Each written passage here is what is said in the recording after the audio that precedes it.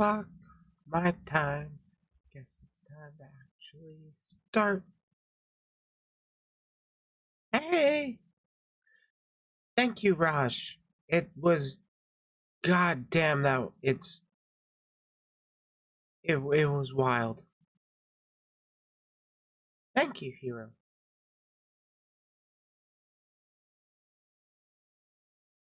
Fucking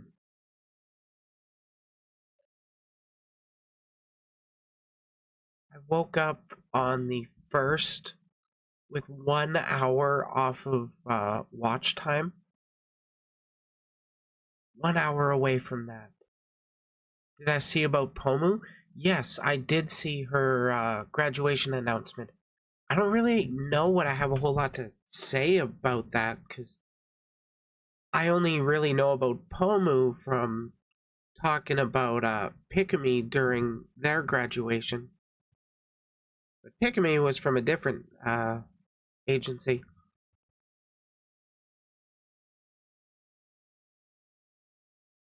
Also, one thing to address up at the start of the stream. Thank you, Angel Tail, for the 25 peso super chat. Your support is greatly appreciated. First one of the channel. I guess we'll just see where things go as I keep putting out that content.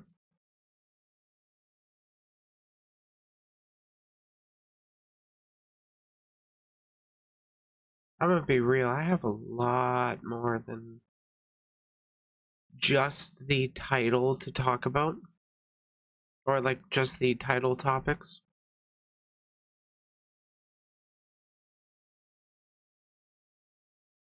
It is not a good exchange rate.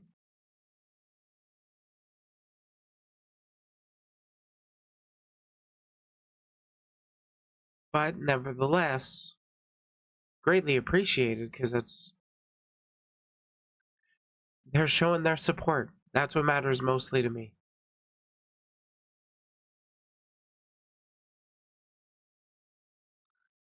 Be it lurking in streams or catching the occasional video. Oh, there was actually something I can talk about. Yeah.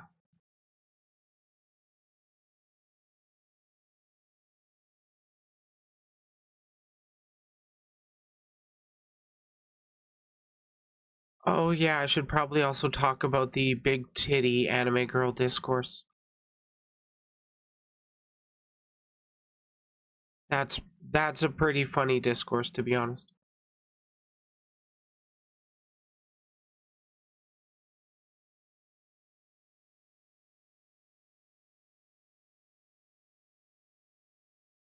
What now? You haven't heard about the big titty anime girl discourse? It's pretty funny. 15 million views. Jesus Christ.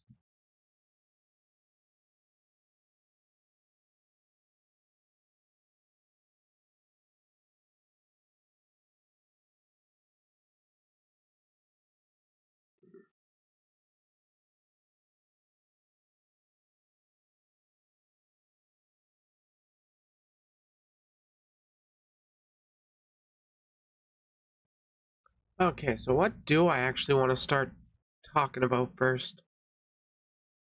I don't know. There was something at the top of my mind, but I actually forgot.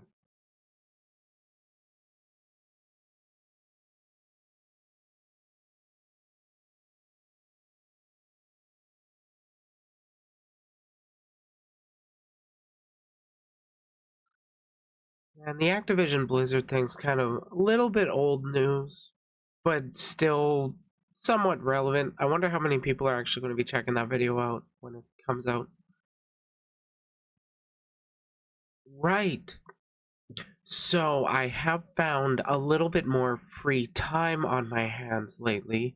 So I might actually be starting streaming more often pretty soon. I don't think I'm going to be committing to any specific schedule, but I'm probably going to be doing a bit more.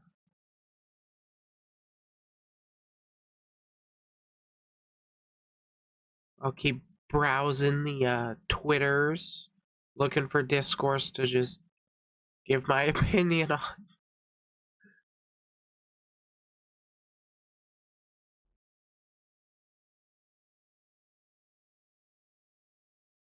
Talk about partnership and how you can join the membership.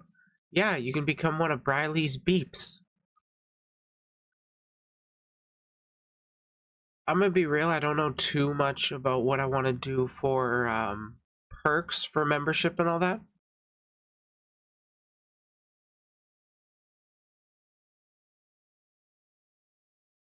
Is Willie. Oh. You can tell I'm a new fan. A tourist, if you will. Thank you for that.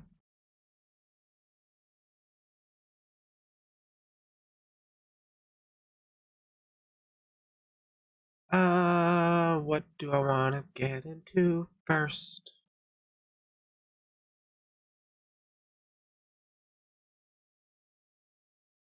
Oh, should I talk about Lethal Company?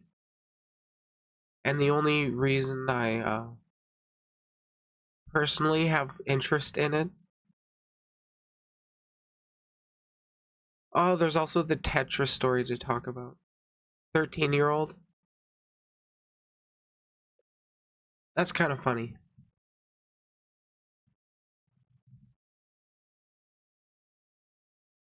I appreciate it.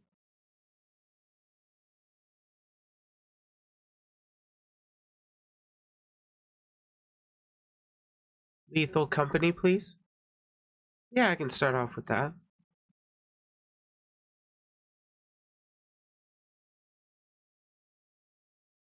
First tweet. Yes.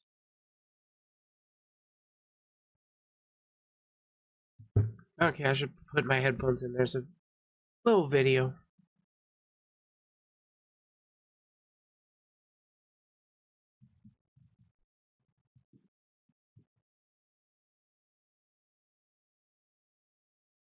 Okay, I think I'm all set up.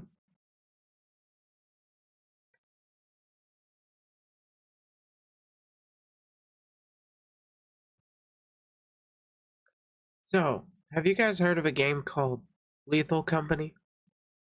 I've seen some funny clips out of it. It doesn't seem like the most interesting game per se to me. I'm not the biggest fan of scary games. I am on record for being a bitch. But there's something that does draw my attention. I have, if you haven't heard, there's a VTuber known as Techie Cutie that has been working on a mod for it. What kind of mod? My favorite kind of mod. The one that lets you self-insert. Techie put out the tweet, "Hey VTubers, do you crave the full immersion monster fucker experience in Lethal Company? Well, soon you'll be able to with Lethal VRM mod for Lethal Company. Follow me for updates when the mod will be released. Big thanks to Uzikins for making it happen." I'm guessing that's the editor or the one of the programmers. Oh, thanks for the membership, Joestar. The first beep to join the crew. I gotta find like specific emblems I can use, I guess. Anyways, a video was included.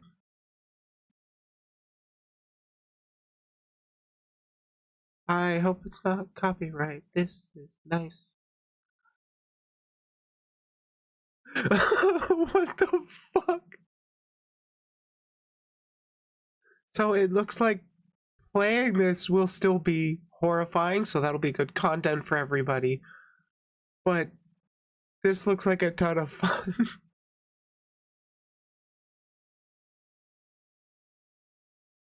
Hey, everybody's fantasy sometimes.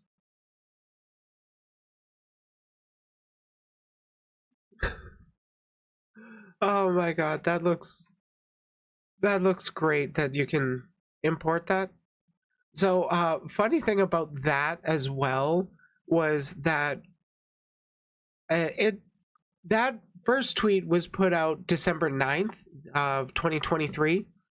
There was a follow-up post about the mod coming out next weekend, which was on the 29th. And then more recently, there was... Hey, pause, damn it. There was this tweet put out by Techie. I put my friends in Lethal Company. Starting tomorrow, so can you. Lethal VRM, a VRM model replacement mod, is a VTuber collab tool that replaces models in-game with VRM models of your VTuber friends. Makes Lethal Company more collabs more immersive and fun. And to be clear, this is like one of the VRM mod for Raft is one of the reasons that kept me coming back to it and kind of really like that. Seeing your friends with their VTuber models. Anyways, 20-second video. Let's check it.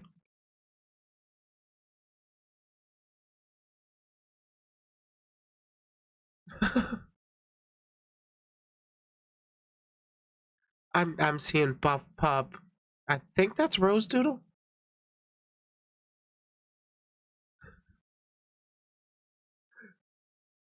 Okay, that showcases off the mod.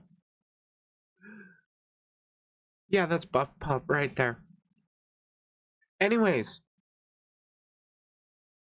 there's not a whole lot to really report on it besides this is pretty awesome and would actually make me want to play Lethal Company.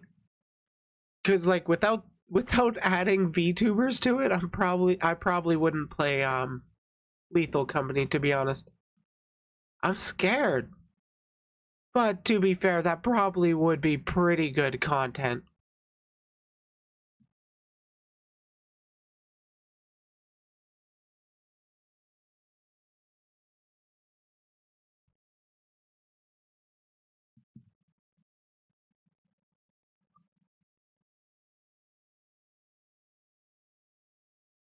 Get more money? I thought it was roughly the same.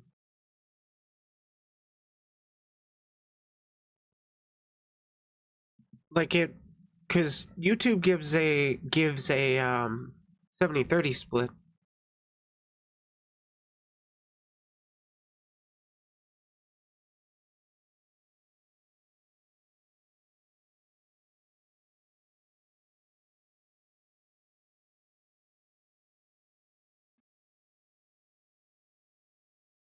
God, unironically, I want more games with VRM mods.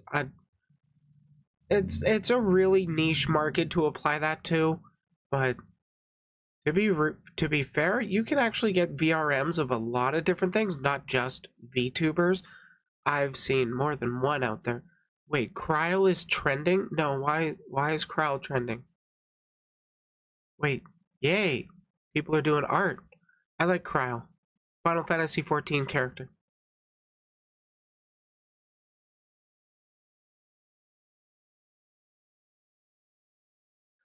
Oh shit! Is this the new class in Final Fantasy 14? Anybody a fan of that? This isn't art. This is Cryopictomancer. Apparently a mage that uses paint? I don't know. This will be awesome. I like Final Fantasy 14. Dawn Trail is looking to be a good one.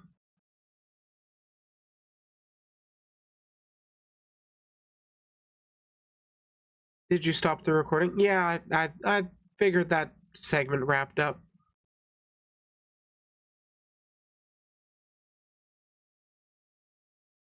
A new dual wielding class.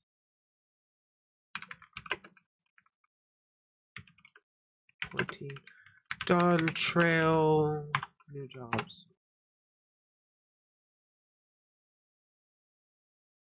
PC Gamer from August last year.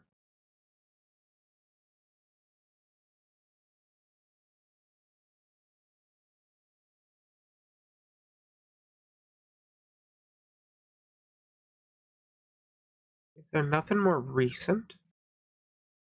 Maybe I should go down the cryo rabbit hole while she's trending.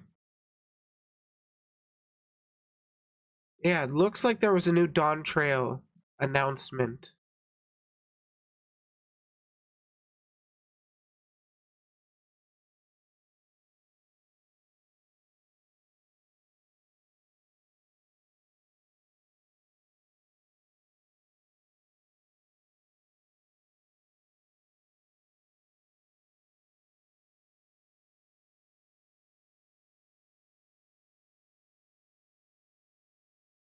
I gotta figure out where that was posted. I can move on to a different segment though. Got.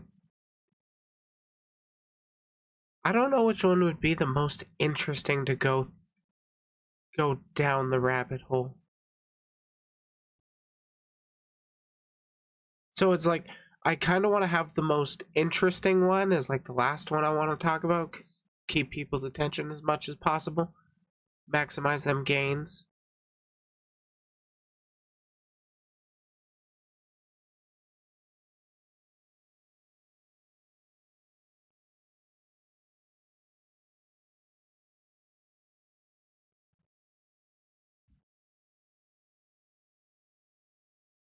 Hmm.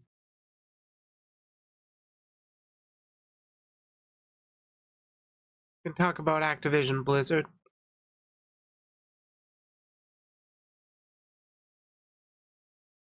Because that's I was considering talking about I actually was thinking of doing it last weekend and then I forgot. Wait, did I forget her? Oh, yeah, I kind of. Yeah, I did forget. Because this stuff came out like the day before stream and I hadn't gone through it at all. And to be fair, I hadn't really gone through it since. But basically, Bobby Kotick had resigned and I found at least two ex-workers there giving their stories, so interesting to go over.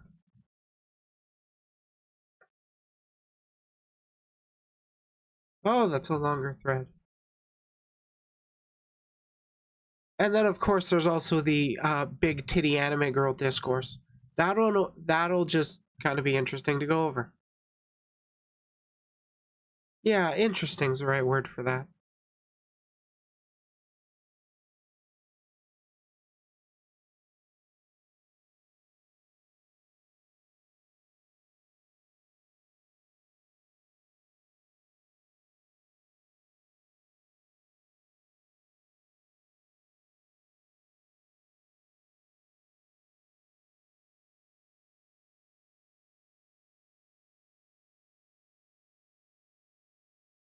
Do, do, do.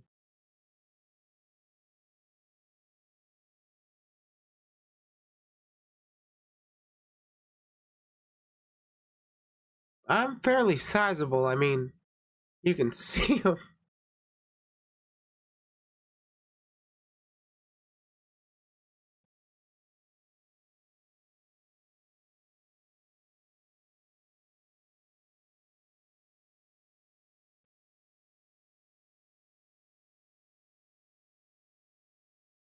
I don't know. I guess I'll get into the art scam.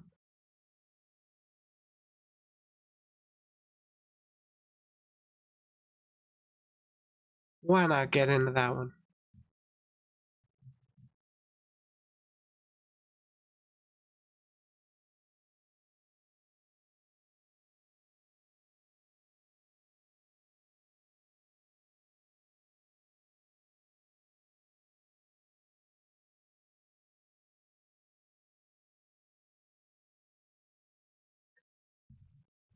Yeah, I hear that a lot, hero.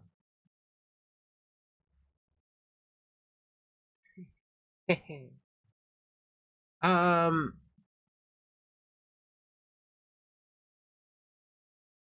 let's see. Do I want? I'm actually really not sure what topic I want to cover next. Headphone, no.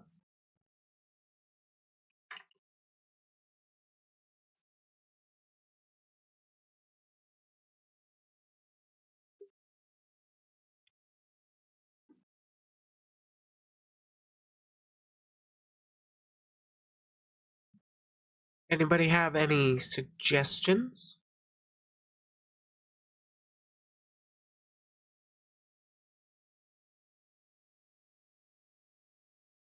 The art topic sounds good? Yeah, okay, let's get into that one. Now, just how do I want to start it off? That's honestly the biggest issue for me is how do I want to phrase things as I start things off?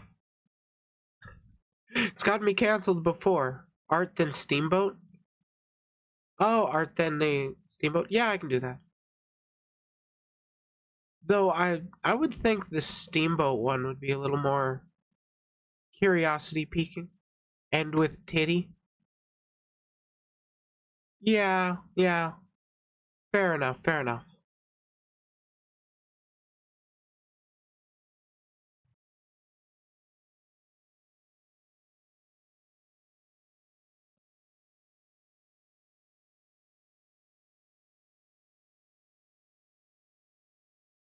About a couple weeks back, there was discourse within the broader VTuber community regarding artists and their personal terms of service. There was one person who had made a thread on Twitter regarding their experience with one specific artist, I believe. And, well, I think we can just get right into it. I don't know too much about the context, so I'm gonna go through it with you guys live.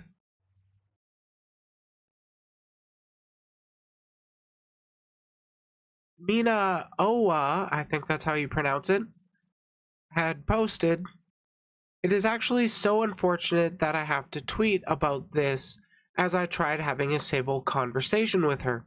I previously commissioned them based on a sale tweet they made and was excited to work together. But after the payment via PayPal, some things made me kind of uncomfortable. One, they wanted me to pay through Buy Me a Coffee instead of PayPal, which I misunderstood to them not making clear they don't accept PayPal usually. But since I wasn't sure that I would get buyer's protection, I felt very wary. I was scammed by another artist a few months prior, so I tried to watch out for that. 2. After asking for a refund since I paid 10 hours ago at the time and the commission was set in September 2024, I felt like it was within my right to cancel and maybe commission them in the future, so it falls within the 6-month buyer protection of PayPal from PayPal. They answered with the following screenshot of wanting to be friends, etc., which made me uncomfortable again. They then offered to change the queue so it was within the 6-month time period, which I agreed to later on as I figured they wouldn't refund me if I insisted anyways. At this point, I felt like I just had to commit to it. I want to make clear, yes, I 100% was at fault as well for not making sure I agreed to her TOS. As most artists I commission don't go by this rule, and I don't commission them without canceling it later on and I didn't commission them with canceling it later on in mind. God damn. I very rarely to never cancel a commission unless I don't have the preferred payment method they want. In this case, though, I, for the first time, had changed my mind and just felt off with the commission. I did apologize for the inconvenience, but I also got to say that as a seller, you need to make sure your TOS is agreed to specifically. I think the fault lies here with both of us. And to interject my opinion, yeah, I agree with that last sentence. From just this context of going through it, it really seems like it was a gray TOS that wasn't properly discussed, which is something that is pretty important. 4. The commission has never started and no work has been done. If they did even the slightest amount of work and started my commission, I would never ask for a full refund like this. I respect artists and even tip whenever I can, but due to IRL circumstances and wanting to shift my priorities elsewhere instead of commissioning someone out of obligation, feeling pressured to continue, I decided to, again, ask for a refund. I tried talking this through before considering any more drastic options. 5. I think it is incredibly unprofessional to be leaking private DMs of a client that is trying to sort through a problem with you, as well as pressuring me further by sending me responses to your, quote, call-out post when I am still trying to solve this without a PayPal dispute. 6. Now that they have me blocked and since it came to this situation, there is no way the commission will continue. So unless she refunds me, this is quite literally a scam. Again, I want to reiterate, if any work would have been done prior to this day, I would never ask for a refund. Never have, never will. I do want to, again, take full accountability for not reading the TOS before, and that is something I, again, apologize for, but I don't think what they are doing is warranted at all, and I'm feeling really disheartened over their reaction to this. So, I personally don't know the TOS of this artist. I'm going to be looking into it quickly, but here are the screenshots posted. Sent the money. PayPal will most likely take a cut for the conversion, though. That's her business email. Oh, got it now, but I think you're going to transfer via BMC. Is that some kind of Bitcoin? I hope it's not some kind of Bitcoin. Can you pay another 30? What even is BMC? I thought I can buy you a coffee or PayPal since coffee doesn't work for me sometimes.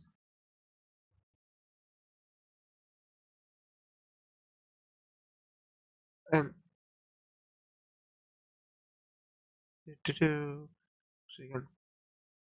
God damn, I'm getting distracted just going through it without actually telling you guys. You did not mention that. What even is BMC? I'm sorry, but covering such fees seem a bit much for me. I thought I could buy you coffee or PayPal since coffee doesn't work for me sometimes.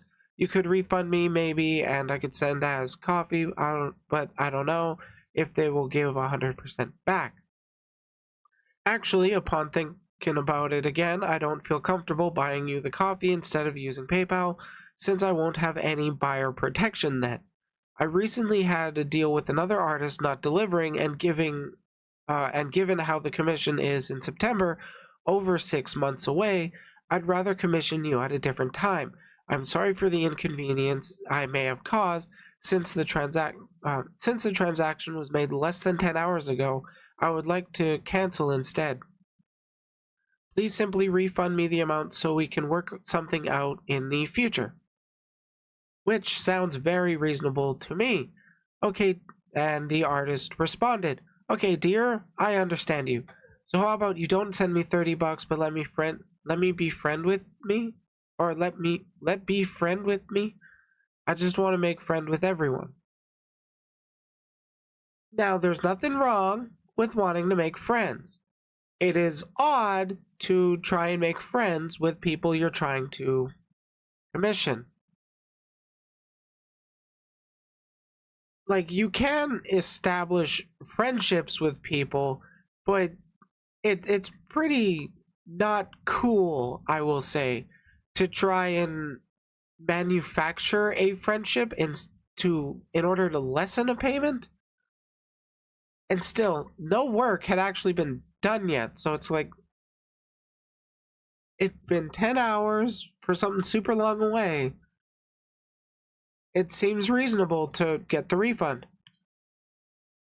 And here Mina had sent a reply. Hi again, I'm just looking to get a commercial piece made of my character. I really adore your art, but I decided not to buy something 9 months ahead.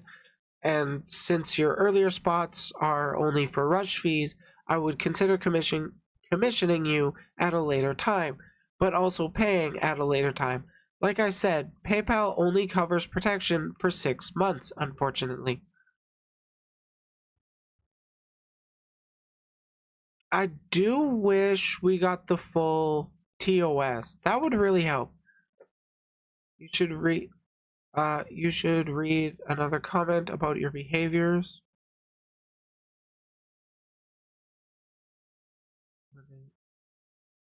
I'm not sure exactly how this ties together, but I'm guessing it does. Sorry, this happened when they said they never agreed to TOS. I was like, so why did you come?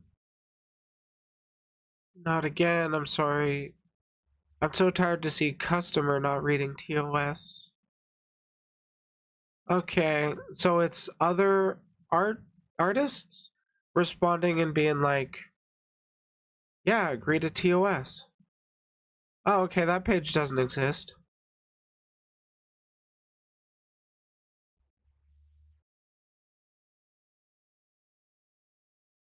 Let's see. Because the tweet linked was deleted.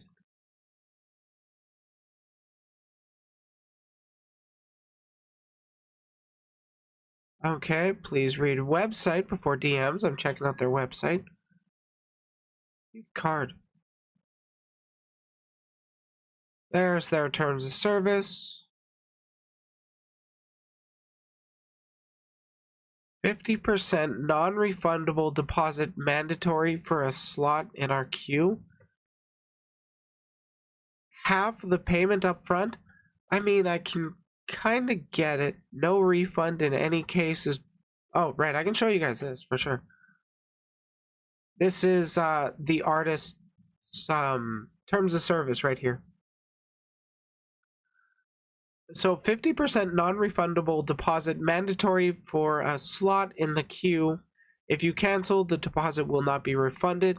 In the case that full payment has been made, there will be no refund too, since it may affect my queue and financial situation.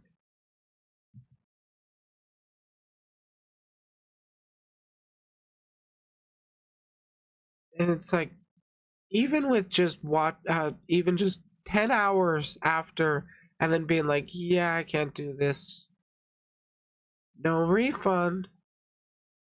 But I don't know when, what's it, I don't know when these were set up and employed. It could have been before, could have been after. We just know what they are right now. Turnaround time is 1 to 3 days per queue. If it's very detailed, it may take 3 to 10 days per queue. For VTuber model, it may take up to 3 days to 1 month per queue. So their queue is a month at the longest, and I don't know who this is, and their list of queues goes till September of this year. This is not looking good at all. Send you 2 updates, sketch and base coloring. You can revise up to 3 times, which is sketch revision and base color revision. In the case of more than 3 revisions, there will be an additional charge, $5 to $50 based on the area fixed. For Skeb and Small, there will be no revision. So I don't know what Small is, but I know Skeb is like a Japanese artist website kind of thing where you can commission people to get art.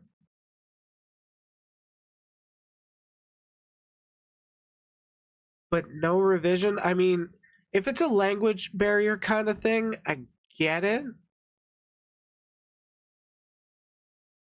But like $5 to $50 based on the area fixed? Over 3 revisions.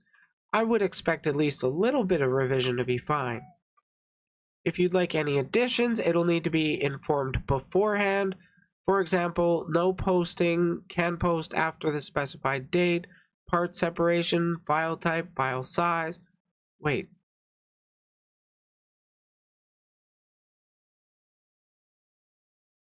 Or where you'd like me to send the file.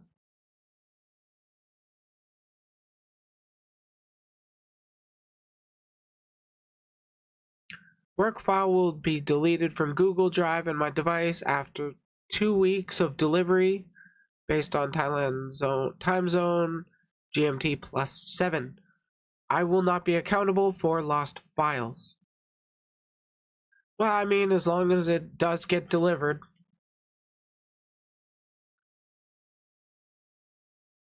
They won't do more than one person. They will do a bunch of... Oh, they don't do VTubers specifically, which I can respect. And they're an artist, or not safe for work artist.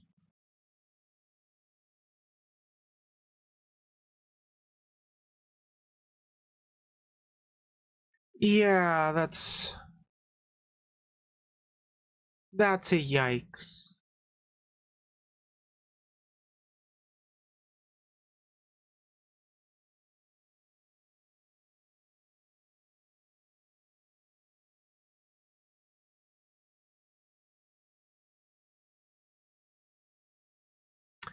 I don't really know what else to say on top of that. Well, I think I got a little bit more to talk about regarding the non-refundable deposit. Personally, I would think it's good practice, so to speak, to when you do set up a commission, you put down a non-refundable deposit, but I don't think it should be 50% of the entire cost, especially if you're doing like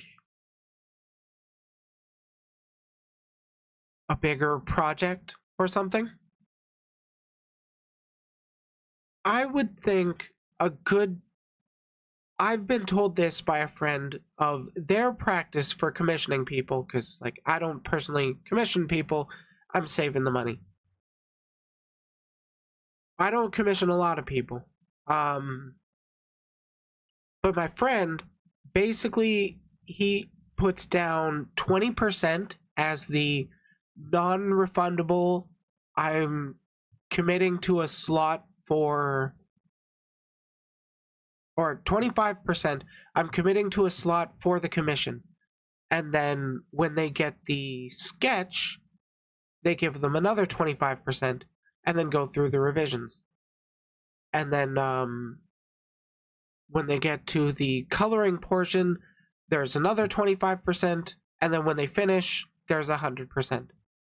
And I don't know the best possible way of etiquette for commissioning people, but I do think that's a pretty good way to go.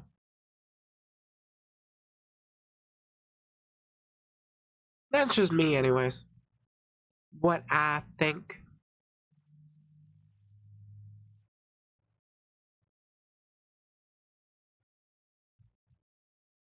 That was a segment. One of the segments of all time.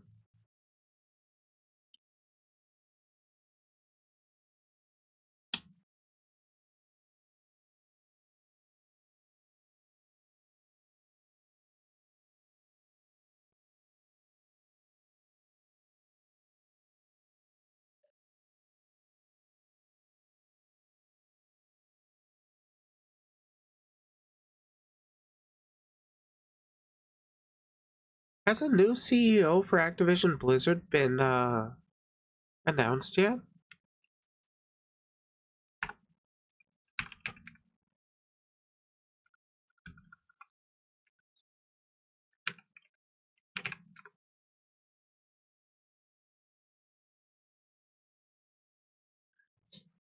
Google search or Bing searches are bringing up it's still Bobby Kotick, or it's former CEO Bobby Kotick, and they don't have Kotick, whatever. They don't have the new CEO mentioned.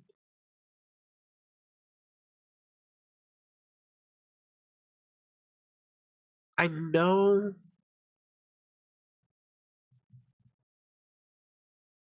You know what? Fuck it. I'll do the Activision segment now. Why not?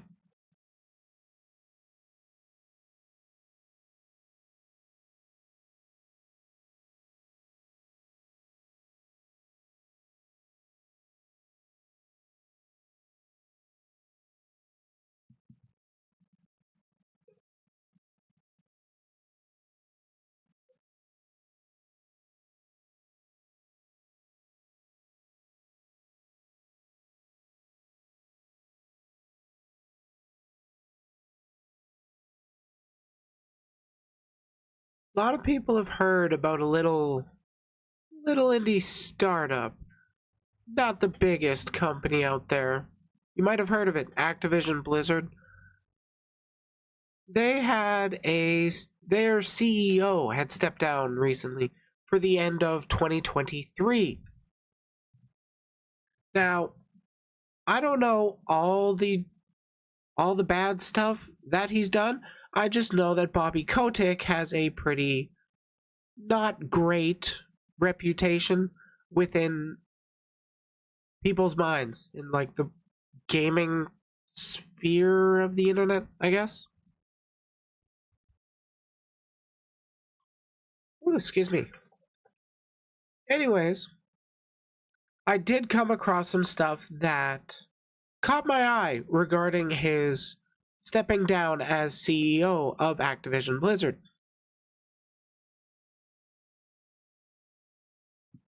So a tweet got put out, currently sitting at 5 million views. Bobby Kotick has left Activision Blizzard. He allegedly cost team months of Overwatch 2 development time and once blamed a decline on stock price on the game, deflecting scandals during his tenure. Now, I don't know the stories behind this, so it's probably best to find people who did. Like Andy Belford. Andy Belford puts out the tweet, breaking my silence to share a fun fact. When we planned Overwatch 2's Steam launch, my team warned months in advance that we're going to be review bombed. We begged for more information, more details, and more resources to help us with the anticipated influx, all flatly denied.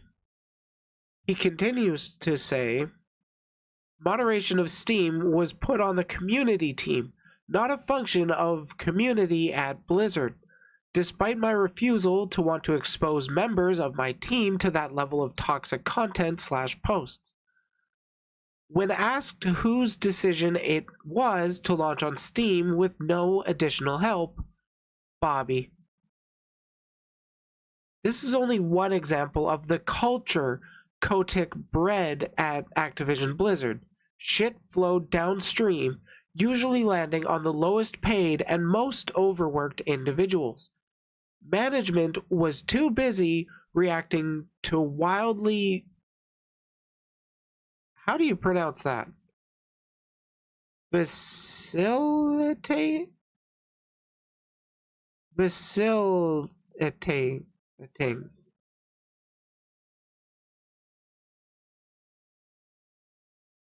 and decisions that made zero sense. At the end of everything, player experience / worker meant nothing to C-suite and exec leadership. It was all about the quarter's earnings call. And that's really a lot of the sentiment that I see going around on Twitter from disgruntled game developers. There's a lot of that crunch culture. There's a lot of that we know better than the people actually working on the game, so we're not going to listen to you. God, there was even the controversy with what were they called? CD Projekt Red, when they released Overwatch, or not Overwatch, Cyberpunk 2077. The shareholders were like, so when can you guys release? Management was like, we can release right away. And the actual developers were like, what the fuck is wrong with you? We need more time. But it came out anyways. Anyways, something else that caught my eye during the time of Kotick leaving was a tweet from Christina here. I worked on COD for 2 years as a programmer at Demonware. Bobby's decision made our games worse. In my first month, it came out he threatened to have an employee killed. Holy shit. That, I would love a source. Allegedly, everybody. Allegedly. In the all hands that followed, no one wanted to speak first, so I demanded his firing in front of everyone. For those that don't know, because I also pretty sure I don't know, correct me if I'm wrong here, but an all hands meeting is like a meeting where everybody's together to talk about stuff. Literally why they call it all hands. Anyways, Christina continues. I get that I am very loud and very annoying, and that my seniority and ease of other opportunities, that affords me certain protections and safety to do such things. But you all need to get on board this train. We all need to revolt against people like this every time. If I had been fired, I had several other companies hovering in the wings, but that is why it is on senior staff to dig their heels in. Juniors will not feel safe doing that, or will not feel safe doing that until their leaders do it first. We may not have unions, you should, but we do have the power to if we work together. Ask the loud, annoying questions in the all hands. Make it short, direct, to the point, and leave no room for waffling in response. Make it sharp, direct, and do it with clarity and without anger so they can't attack your delivery. They won't answer, but everyone will see it. Write down what you said. Keep notes in case HR pings you. Record yourself saying it in the meeting if you can so that you have evidence of exactly what happened. Because piss-weak executives will take their exposed failure personally. Demonware protected me, but other places won't. Early in my career, an engineering manager doing things like this caused discussions that led to him and his entire team quitting on the same day and going to a new company. They all got 30 to 50,000 more to stay, and they all said no. Solidarity. And then she muted due to notification volumes, which happens when you have a tweet that gets 4 million views.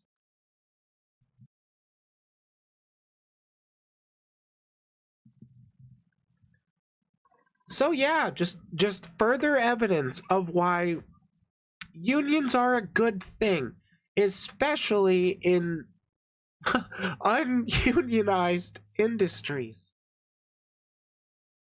There's just so much that would be improved upon with having that worker solidarity. Let's just put the idea of not having to have that crunch culture on mind. People would be a lot less stressed in their time working on and developing games. It is something that would actually improve the quality of games if they're not overworked, if they're actually feeling more inspired to work on the games that they're working on. A lot of the people in the industries working on the AAA games these days more than likely have a lot of nostalgia for that franchise, which is probably why they got into working for it.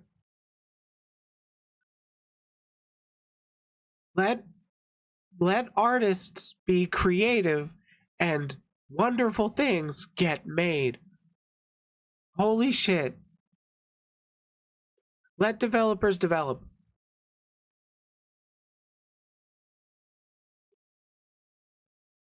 I guess that's where I'll end that segment.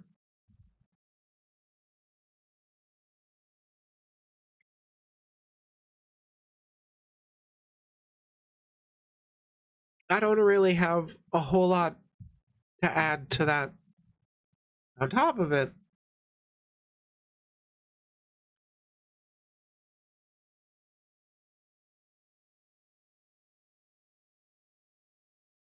okay, what we have left: Steamboat Willie and Big Titty Anime Girl. I like framing it as Big Titty Anime Girl, given that I know the context of what kicked off this discourse, and it's really funny to me. But I will actually take a quick disappear. I'm gonna go bathroom. And then when I get back, we'll get into some of the more fun topics. Big boobied anime is common. Yeah, there was a lot of discourse on Twitter recently about why can't VTubers be more creative? They're just all big titty anime girls. I'm like, you're not wrong. Walked in on big titty anime girl. Yeah. Yeah, that's going to be a segment coming up. I'll be talking about it in a little bit. But for now, I do gotta BRB.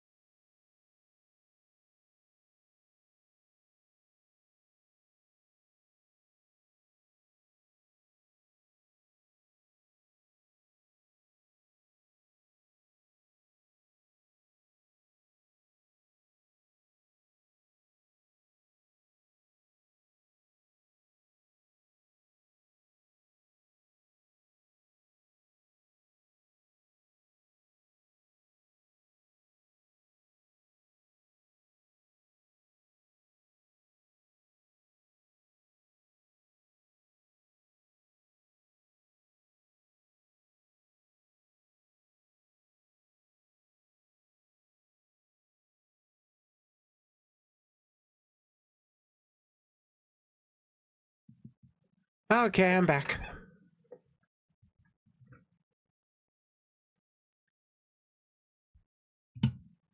Actually, I don't need to have my headphones on right now. Thank you, Joe.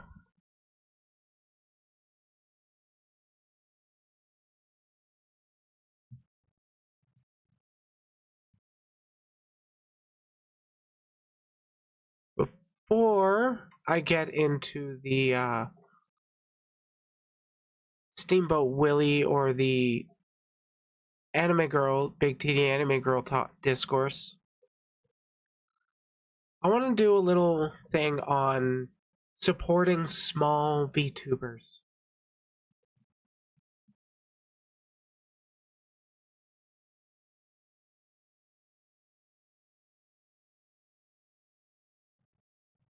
There are many ways that you can support your favorite VTubers, your favorite creators. And it's not always just signing up for their memberships, giving them super chats or tips or donos, whatever have you. There are actually plenty of free ways to actually really help support and help grow your favorite small VTubers. Lunar of the Gremlin Squad put out a tweet. I don't know if they created this, but we'll roll with it. You don't have to spend a dime to support your favorite VTubers. Linking an image. How to support small VTubers. Drop them a follow, $0. Lurk in their streams and chat when you can, $0. Like, retweet, and reply to their posts, $0.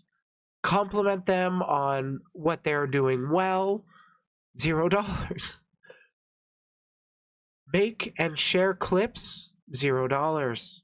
Draw them fan art, even if you can't draw well, $0. I'm gonna be honest, there is always a special place for people that just draw fan art. It is so, I don't know how to put it into words. It is wacky. It is pretty sweet. And yeah, if they stream on YouTube, you can like their stream. It really helps visibility on that platform. Wink, wink. Like and subscribe, please. But yeah, no art has to be perfect. In fact, no art is. And the important thing about fan art is that somebody has taken the time to draw you. And that actually means a lot to, like, every VTuber that I know / associate with is the same kind. It doesn't matter if you can draw well. If you draw them, they're gonna be happy. They're gonna cherish it. I, in fact, have a folder on my computer that has the different fan art that I've gotten over the time I've been VTubing. Actually streaming, because I got an emote from a friend that before I was a VTuber, I was a flesh tuber, and my friend had drawn a gun emote for me. I still have that. Anyways, to continue, make a post bragging about them, $0. That actually helps so much if you don't know. Like just making a post, tweeting out, hey, I like this VTuber. It can actually help, at the very least, it can help grow their Twitter following. But to be fair, it is really hard to draw people from Twitter to a different platform. Like, it's just really hard to pull people from one platform to another. Shout out and raid them, $0. This is something that really applies to other creators. I wish I had the ability to raid in other people at the end of stream. I do not. I have no idea how that works on YouTube.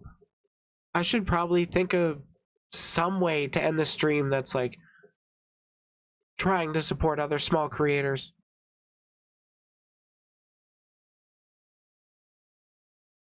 But yeah, there's a lot more options than just this.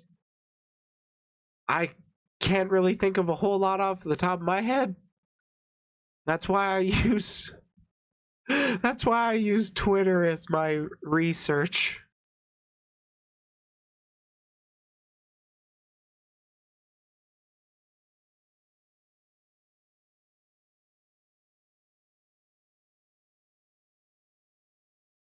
Star Soda Sips. What the fuck?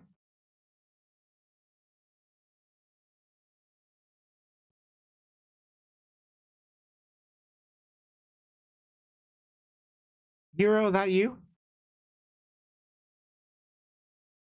Oh, okay, yeah, it's just an alt. I got a confuse.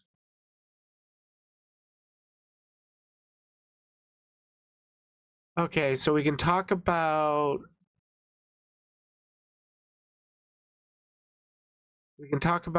Steamboat Willie and then anime titty girl.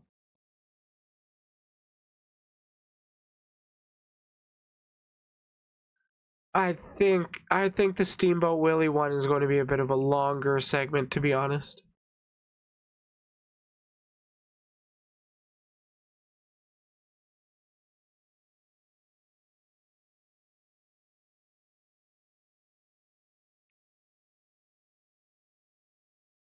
Oh, we'll get to the titties. We'll get there.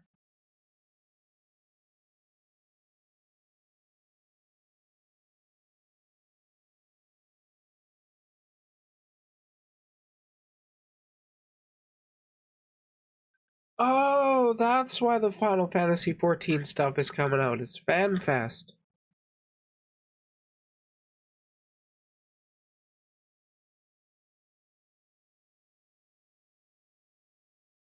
Okay, we ready to go down rabbit hole of dog whistles?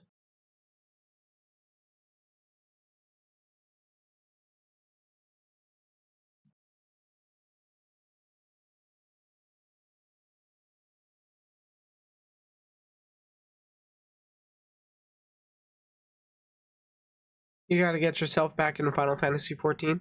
I do too, kinda, but I'm also really enjoying my time in Traveler's Rest.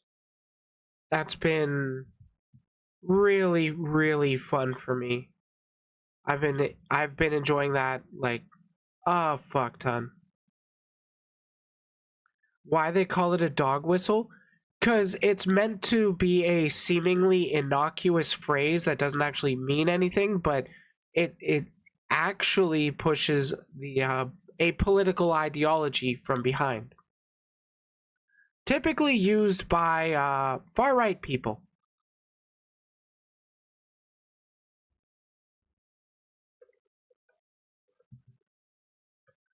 Okay, I guess it is time to get into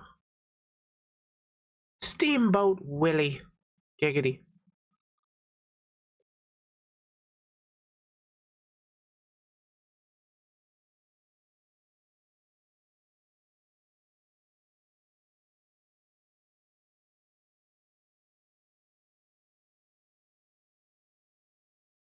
So Mickey Mouse entered cop.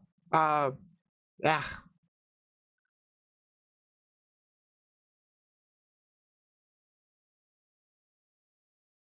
So Mickey Mouse has entered public domain, or should I say, the first iteration of Mickey Mouse, known as Steamboat Willie. And the same kind of thing happened when Winnie the Pooh entered public domain. There were people that have been waiting for it to come out to the public domain so they could make a game or a movie on it. I'm pretty sure there's a Steamboat Willie movie. I know there's at least 2 games, and one of the games I'm going to be talking about today was initially titled Infestation 88. It has since been renamed after getting into online controversy. What is the controversy? Well, what came across my feed, anyways, was a post by Josh Anoriand. I'm not going to attempt to pronounce that last name. Look, I'm not saying it's impossible that this game wasn't made with ill intent, but 88 is an immediate red flag, as are the facts that they use the word infestation, they use rat-based imagery, and it involves gassing them and continuing this counting the space. Infestation 88 is 14 keystrokes.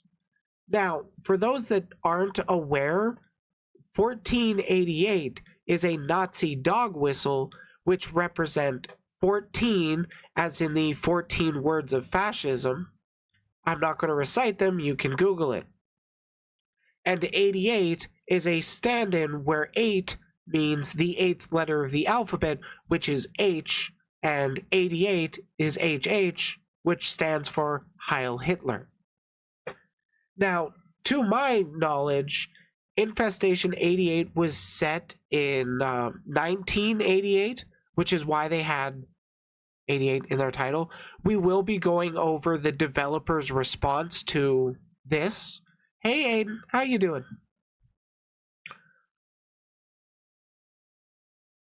But there is some things that make me think it's like kind of it's a lot grayer of an area than some other places that have deliberately put in dog whistles. I'll be showing an example in a bit.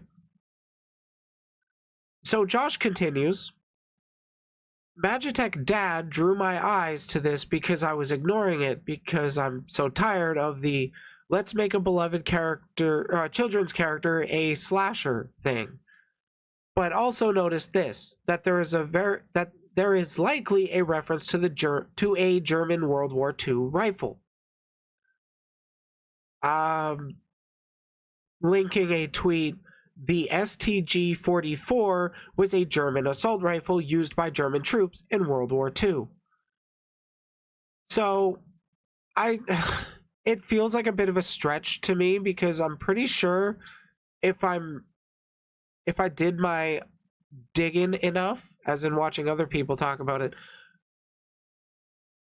the STG-44 is also a base Unity prop.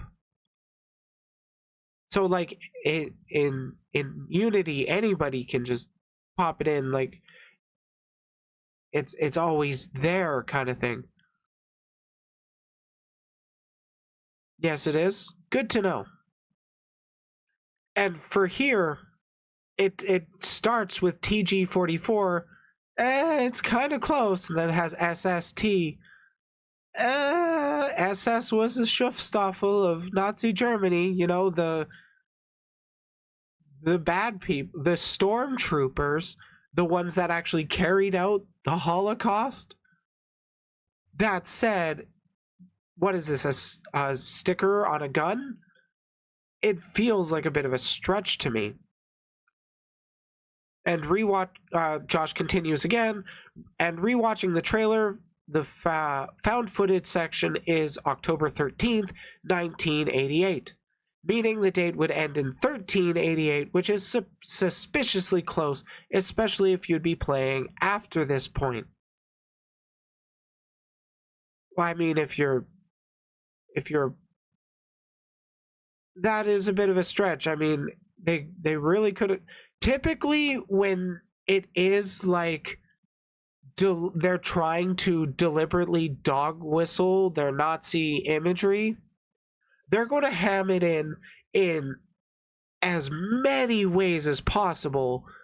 So I get the vibe that this is not deliberate. Maybe I'm wrong. Maybe they are secretly trying to do it. Who knows? I don't know. We'll find out in the future. Maybe. Probably not.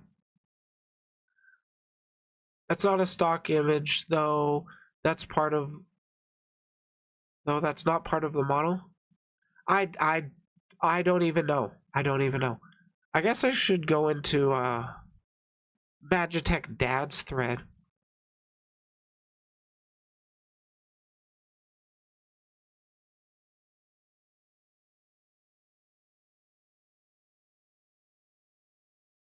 Oops.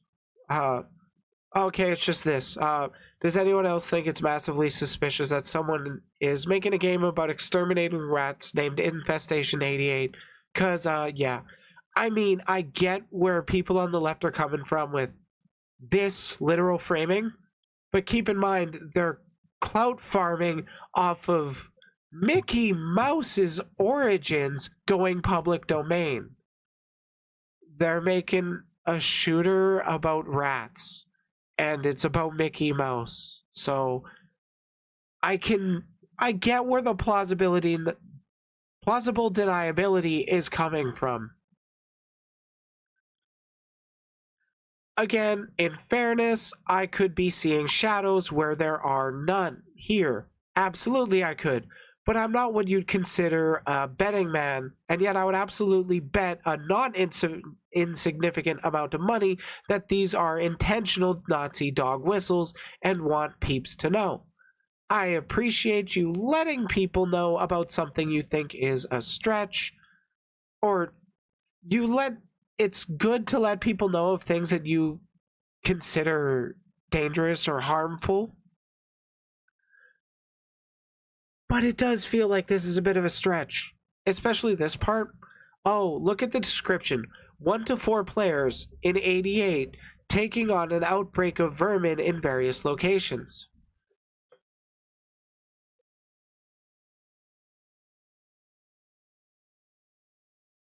Okay, so that's kind of reversing it. It's going Infestation 88 is an episodic 1 to 4 player. Like, there's a lot of games that are 1 to 4 player. We need a palate cleanser after this BS. You should briefly talk about Mouse. I don't know anything about Mouse. Not that we need more, but this was announced yesterday. So January 1st, here's their website. They've been creating horror games since 2010, but at the bottom, copyright 2024, 14-year difference. Like, they literally are cramming this shit into every last thing they can. So, where is, I guess the copyright's on the bottom or something. Where's your copyright? Yeah, there's a copyright there. This, again, feels like such a stretch. But this thread was, I don't think it was the only one. There were more than one calling out this kind of stuff, which led Nightmare Forge Games, the developer of Infestation 88, to rename it to Infestation Origins. Full statement below, which is one picture. Our game, Infestation 88, is set in the 1980s, with the year 1988 chosen simply due to its symmetrical design in the game's artwork/logo. Unfortunately, we were unaware of any additional meanings the number 88 has. However, after learning about this, we're changing the game's name to Infestation Origins. We apologize for our ignorance on this and appreciate that this was brought to our attention so we could address it ASAP. Man, didn't they actually say something explicitly condemning Nazis? I would hope so. Oh no, oh fuck. They have 2 tweets on their Twitter. Their statement, which I had bookmarked, and their retweeting of IGN's. That's what it looked. That's what the main monster of it looks like, I guess. But I mean, I feel like it's kind of a stretch, because there are times when. Have you ever heard of the Bored Ape Yacht Club? Those NFTs? Like, when I heard about this call out of Infestation 88, I thought, yeah, this is pretty serious. Let's look into it. It could be one of those times where they're literally cramming things into every nook and cranny that they can. This game is an asset flip. Yeah, that's honestly kind of what it looks like. It could just be an asset flip, as they're making unique gameplay and experiences, but like, it's not the biggest deal in the world. There's like an actual Nazi game coming out. I'm willing to call it a Nazi game. It's fucking Alex Jones. Actually coming out on Steam, that's more of a yikes thing to me than Infestation 88. Anyways, so the reason I bring up Bored Ape Yacht Club is because there was a video that called them out for Nazi dog whistling. And I think, will it have gay frogs? I'm pretty sure they have a reference to that in the description. But you're also fighting globalists, so yeah, that game's not cool. Anyways, there was a video put out by a Villian with a PH, not the VTuber.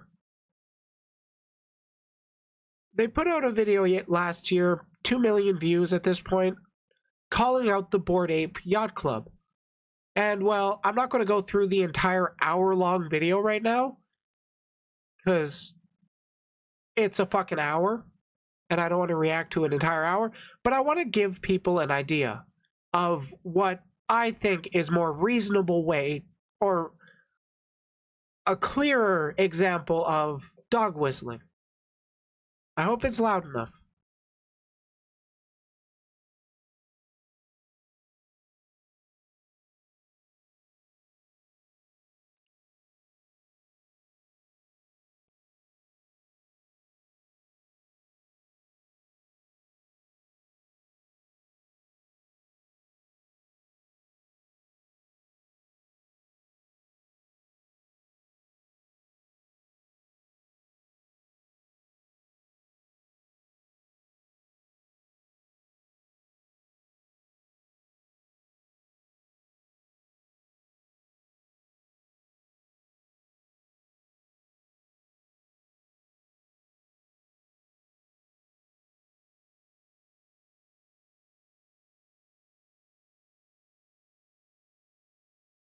Oh, you have no one. Damn it. Okay, well, I'm gonna cut out that first little bit because it's kind of just mood setting. Basically nihilists who don't give a fuck and want to see the world burn. And like, to me, that's probably a worse thing than being anything, because you really are anti-human and you're selfish. What if I told you that one of the most successful NFT collections in the world was pulling off the biggest troll in internet history? No, not convincing people that this ugly shit is art or that it has any value. What if I told you that hidden within Bored Ape Yacht Club was a series of 4chan trolling, racist imagery, and white supremacy dog whistles? And with a deep understanding of cipher and cryptography, the founders of Bored Ape Yacht Club are making a mockery of the entire world, pulling the strings of the global elite, including celebrities, athletes, actors, and influencers. This story is extremely complicated for many reasons. The problem with accepting the truth I'm about to tell you is that you have to have extensive knowledge of 4chan, internet culture, and symbolism to even wrap your head around this and understand the motive. The most important fact I'm about to tell you that you must remind yourself. This guy goes into a shitload of details, and we're going to keep going through a bit more, but I really don't have a lot to add to this. This guy he did a great deep dive. I will try to add some kind of stuff to this as we go along is that the entirety of Bored Ape Yacht Club is esoteric. By design, it is only meant to be understood by a select number of people with specialized knowledge. And as you can see here, it is considered based when others with that knowledge connect the dots. Almost all of the absurdist references present in Bored Ape Yacht Club are glaringly obvious to the in-crowd and are invisible to anyone who isn't terminally online. I might as well be also known as a dog whistle. Speaking a different language if I don't prime you on every aspect of this elaborate cipher. Combine this with Bored Ape Yacht Club being valued at over $1 billion, and you have yourself the gold medalists of the Troll Olympics. I had my doubts about all of this. That was until I spoke with one of the top creative directors and internet artists in the world, who is an expert of internet culture, 4chan, and trolling. An artist who has worked with Kanye West, Grimes, and Tame Impala, among other creative projects. I only know 2 out of those 3, and the first one was not based. The second one, they did a based thing at least. And then, I don't know the third. That you've definitely seen. January 2022, a website goes live called GordonGoner.com. Signed at the very bottom was the signature of Ryder Rips. Ryder Rips is eccentric and is a trendsetter in every regard. He created the Deal With It meme, Dump FM, Internet Archaeology, and V-Files. When it comes to the internet, Ryder Rips is one of the most innovative artists of our generation. It's no secret that he uses internet culture and the nature of trolling to amplify his artistic messages. If there's anyone to educate others on iconography and the meaning behind art, it's Ryder Rips. And if I happen to be the founders of an NFT project manipulating the masses into asserting value on racist imagery, I would not fuck with him. For the past 6 months, Ryder Rips and other researchers have collected all of the data and sources that highlight Bored Ape Yacht Club's successful but depraved continued stunt. And I say continued because they still operate unchecked. 4chan is the gutter of the internet. Founded in 2003 by 15-year-old Christopher Moot Poole, this message board serves as a place where internet culture is born, discussed, and destroyed. Users on 4chan. Yeah, 4chan is literally just the butthole of the internet. It's not worth actually getting into and checking out, honestly. I used to browse it for a while, but it has no appeal beyond being the butthole of the internet. And typically post as anonymous or anon. As they argue, the identity of a user adds nothing to conversations at hand. But the collective anonymous culture of the message board has devolved into a degenerate pit of despair. Along with anonymous identities, there is virtually no moderation. As a result of this, threads on 4chan spiral into some of the weirdest and most disturbing rabbit holes on the internet. So why even post? Well, as Ryder Rips described to me, trolling is a sport on 4chan. This point alone is necessary in understanding the motive behind Bored Ape Yacht Club. Throughout And for those that don't know, basically, Kiwi Farms, if you ever heard of it, is a descendant, I guess, of 4chan. A lot of the worst people of 4chan actually migrated over to Kiwi Farms. But 4chan's still pretty bad right now. the internet's history, 4chan has been responsible for trolling mainstream media endlessly. One classic example of this was when 4chan tricked mainstream media into thinking the OK hand symbol signified white power. The media ran with it, and as a result, Oh my god, I actually didn't... trolling mainstream media endlessly. One classic example of this was when 4chan tricked mainstream Come media on. into thinking That's how it was supposed to convey white power. I didn't know that.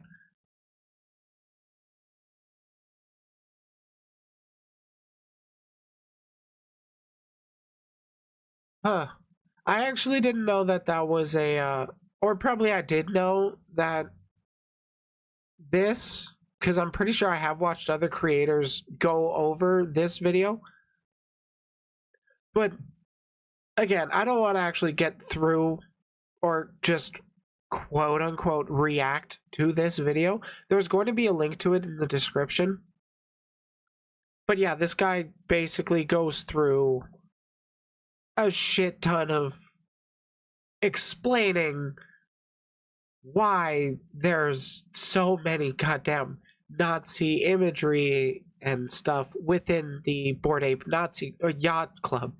The title is the Bored Ape Nazi Club. It actually took me a bit to find this video. Like the original, it's mostly people reacting to it.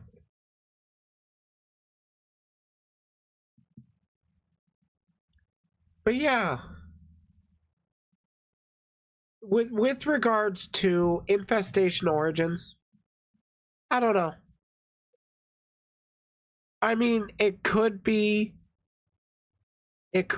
some baby cuck Nazis wanting to test their water in dog whistling and then backed off to save their skin, or it could be a legitimate case of they weren't terminally online people that didn't know what the fuck a dog whistle was, so they didn't know anything about 88. I mean, it did go around as Twitter discourse, and largely that is terminally online behavior. I'll just say it flat out.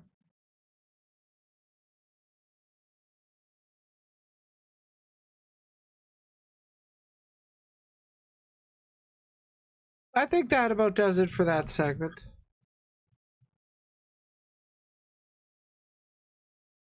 Kiwi Farms is a more of a descendant of 8chan, which is worse version of 4chan. Well, yeah, so it's like all in the line. Same kind of spheres.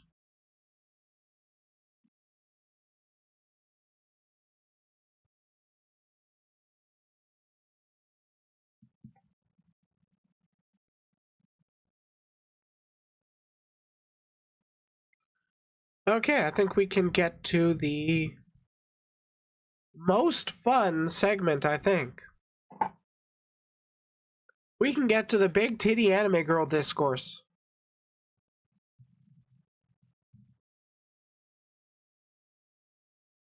Pause. Rewind. because I want to share that video.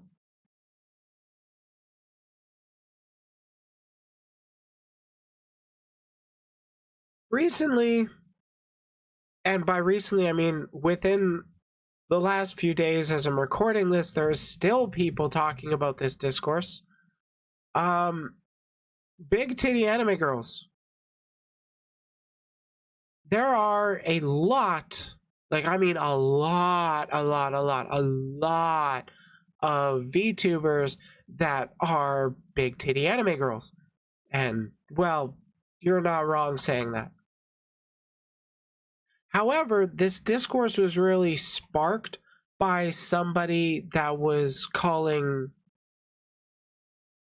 generic anime titty white girl. Well, basically phrasing it just like that. Anyways, what actually started this was a post from a VTuber known as Pumpkin Potion. If you haven't heard of them before, they are a classic VTuber, so to speak. Here is the tweet that was initially put out, the very, very start of this discourse, where it came from. Pumpkin Potion posted, 2023 has come and gone. Here's to more memories in 2024. Thank you to all my friends, family, and community for making this Toonie Dames year. I better call Acme about that piano restock, ... And she posted a 1-minute 40-second clip. I haven't actually seen it. I want to see bones cracking. I want to see people's necks get... What? $70 for Applebee's? Oratrice mécanique de la nice cardinal. Oh my god! Why is it so big? Pikachu, put down that bra. Why is it so big? Things you want to hear in the bedroom. It doesn't belong to you. Yes, it does. What? Damn it! Good job, Not Cat. You've when changed I'm the trying channel. to look menacing. No, change the channel back. I have lots. Hello, leg. Hello, leg. Hello, leg. It's not like I like you or anything. I mean, I kind of do, but like, it's not like I like you or anything. I know what chat likes. Chat likes this. Ah! Drop it low at JC Penney's. Oh my god. Maple wife? This is how a real streamer handles back seating, okay? Do it again. Ah! Be gray, do crime. Hedgehog. Be gray, do crime. Trip into the unknown with the X-Files. Oh! All of you will lose your Netflix subscriptions. Some pesticide and knock him out. Hey, ma'am. Oh shit! Well, They're that cool. sounds like a skill issue. If we get to level 10, we are robbing a Chick-fil-A. No, we are not robbing a Chick-fil-A! Yay! Ow! Timing! Ow! Okay. But yeah, that was Pumpkin Potion. Very, very innocuous tweet. Got 15 million views, apparently, or allegedly, on the Twitters. 146,000 likes right now. Holy shit. And from this came a quote tweet that really sparked the discourse. If VTubers were this creative with their sonas instead of the generic anime titty white girl with squeaky voice, I would watch them at least once in a while, honestly. So a lot of people got pretty mad. This tweet got 3.5 million views.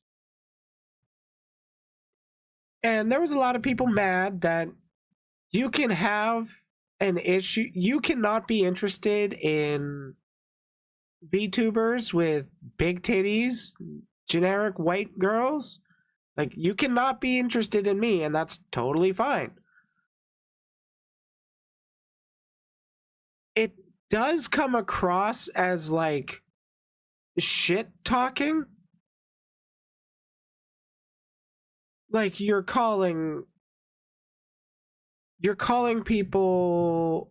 No, I do kind of see where they're coming from. There is a lot of oversaturation in the VTuber scene. I mean, I'm gonna be honest, I think there's more pink-haired and white-haired VTubers than there are like natural tones, so to speak. People tend to try and look as main character as they can, and it's like, how do you really stand out when everybody is a main character? The world may never know. But like it was pretty funny that the discourse eventually led to a point where it was people just started asking, is it wrong to like anime girls with big titty? I'm like, some people are posting like oh, why don't you like big titty? I thought everybody liked big titty. That said, there are actually quite a few non-generic anime VTubers, so to speak. I'm just trying to find Twitter, don't do me dirty. I know I saw it. I thought I bookmarked it, but there was actually a thread that came out that was trying. I'm just trying to understand how this became discourse. Honestly, I'd like to know exactly why too, because I saw a lot of people tweeting about how they're mad about I'm pretty sure there were also more people in the line of VTubers need to be more creative, and they're just phrasing it in like pretty shitty ways.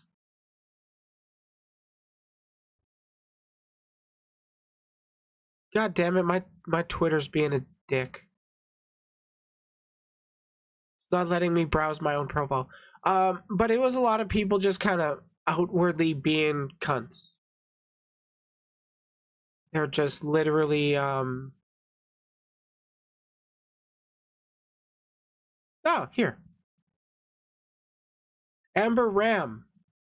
If VTubers were like this instead of generic anime tittied white girl, y'all must not have looked like at all. But don't worry, I got you.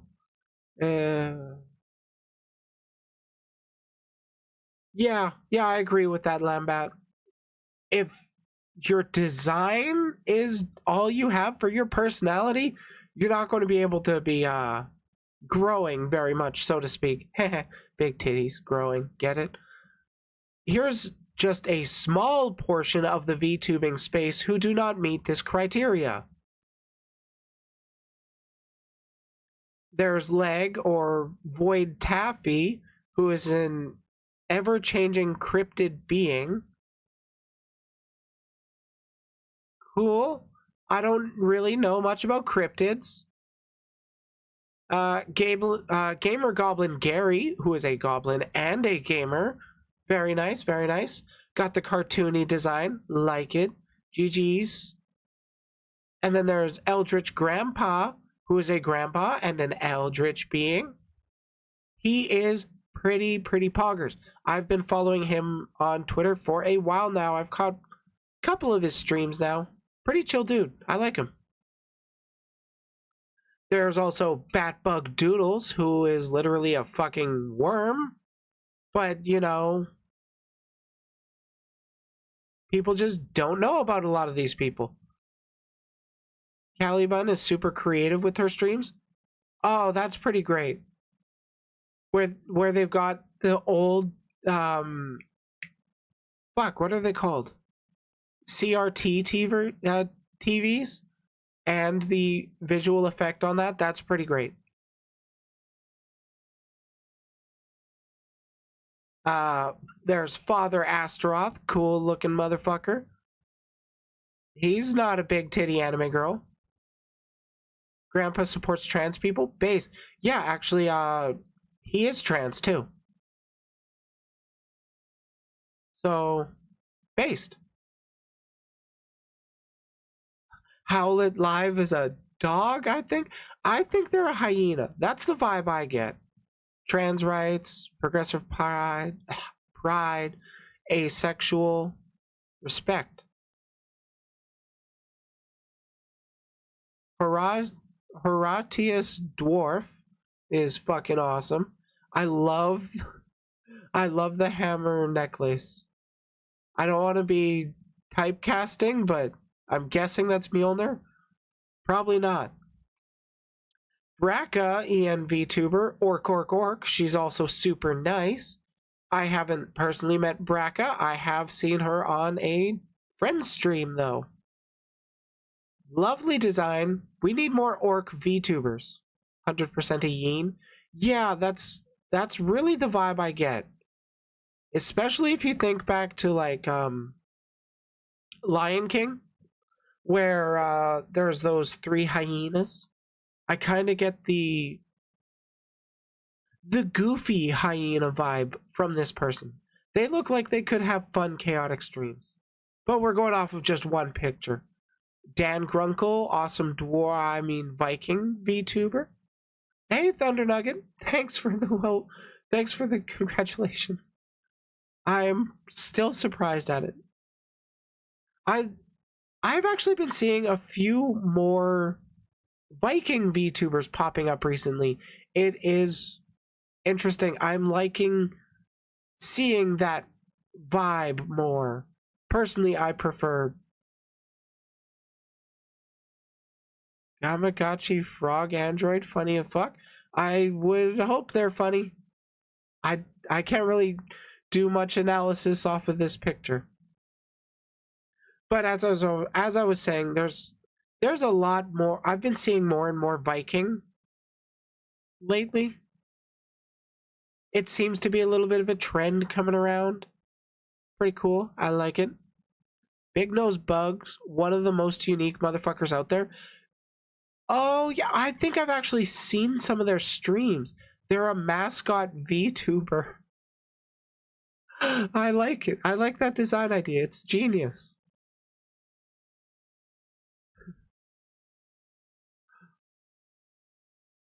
Demon Queen Vivi always keeps you guessing. Never gonna know her next move. Holy shit, how many designs do they have? All of them. That's pretty great. That is pretty great. Red Claw draws a fucking dinosaur. Yeah, like, I've mentioned him once on stream before, but Red Claw Draws is literally a T-Rex VTuber.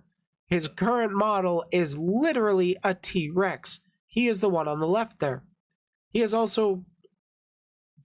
I can't remember if he's literally debuting recently or if it's soon, but he also has a human form coming out.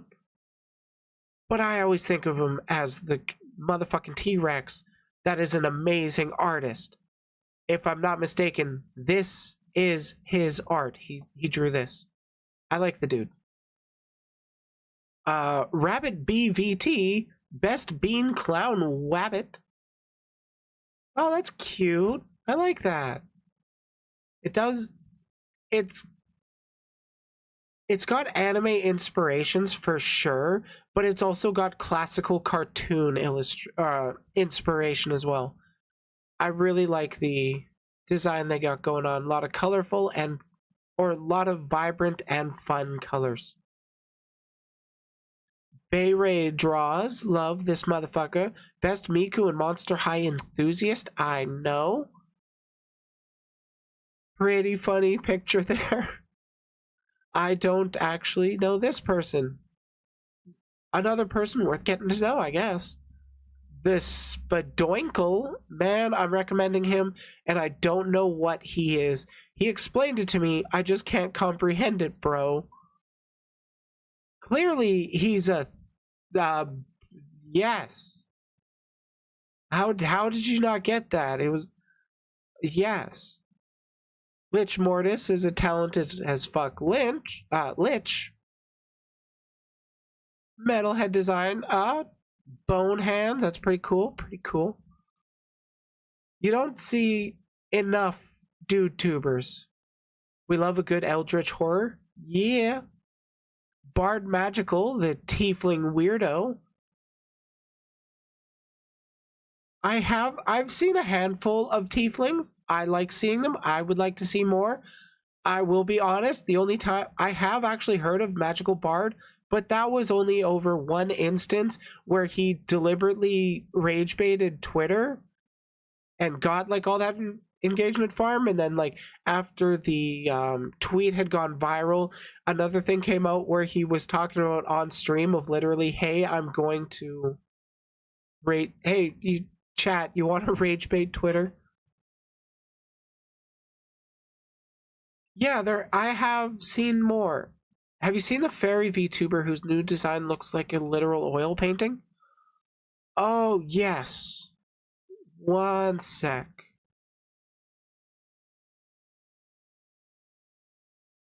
Don't go to Mistress Briley when I click profile. You go to Briley VT.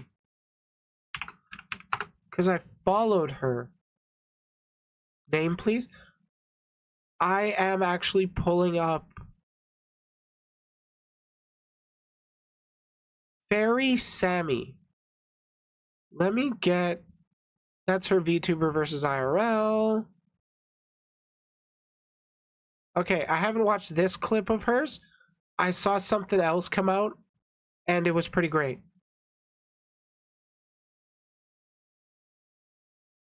Yeah, Sammy.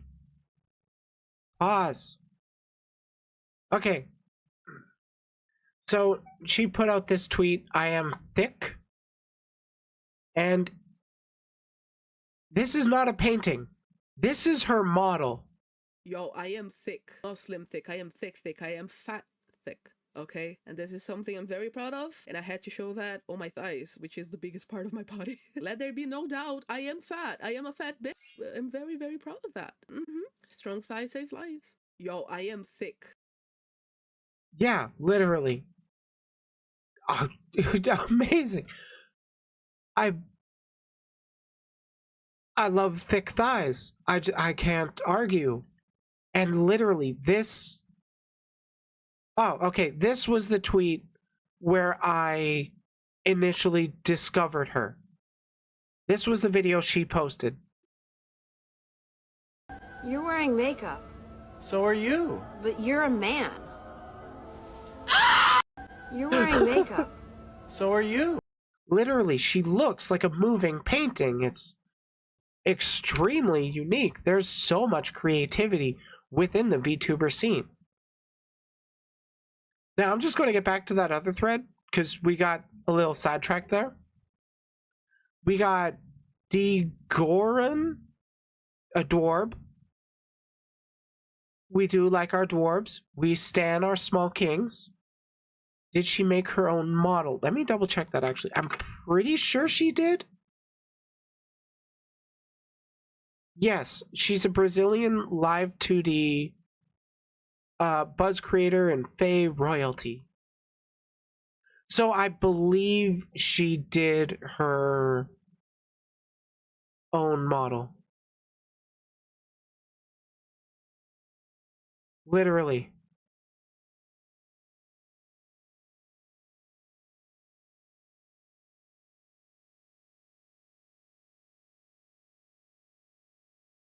That's so wacky. I love it. I really love it. Okay, back to the thread. Our dwarf. The Gordy, fun pumpkin man. AC is hunting, has water, and is just listening to his favorite music. She is pretty IRL. We got Roshan Galaxy, the space cloud. You don't see too many cloud VTubers. I know there's Sheepy, Little Sheepy Head, who runs the VTubers with disability list and Discord on... Yeah, she is a sheep cloud. Uh, I'm gonna.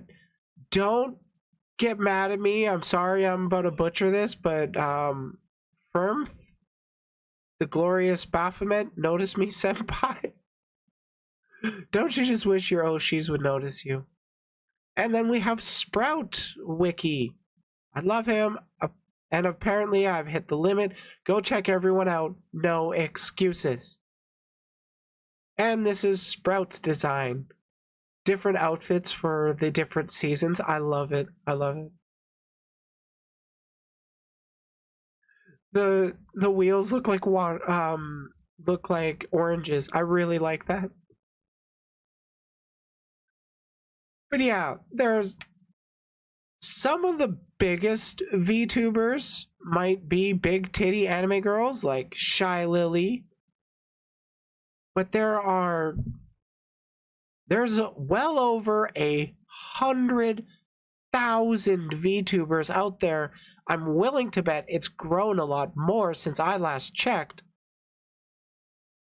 And with that comes tons of creativity. Yes, there's going to be a lot of people that just kind of follow along with the trends set by the biggest people in the scene, which right now is Corpo VTubers, your HoloLive VTubers, excuse me, your Nijisanji, your VShojo. But there are so many small VTubers out there that really deserve a lot of attention, and it's not just the design that some people have. Some people can actually have more of a generic design, but their personality is what carries them through to growing their channels and whatnot. Another design I like is Miss Lala. I think I know who that is. Yeah, the 1950s diner waitress.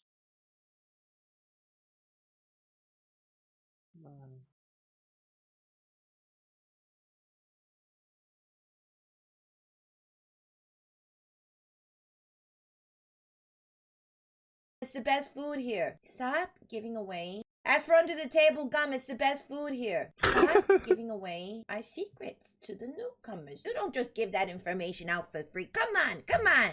Ask for under the table gum. It's the best food that's here. Great. Stop giving That's away. Great. Okay, let's get more of a design picture if I can. Oh, perfect. Thank you, Lala. Boop. A 1950s style diner waitress.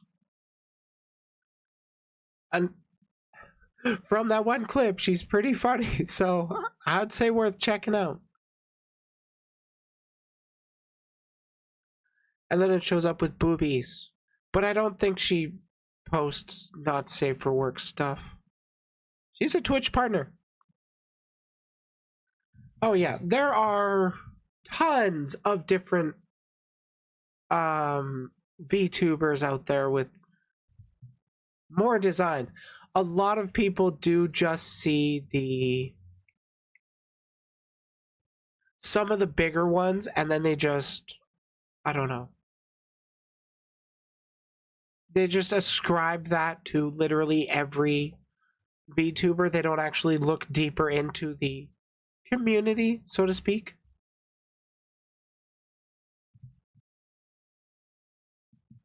Have I ever seen Juniper Actius full moon model?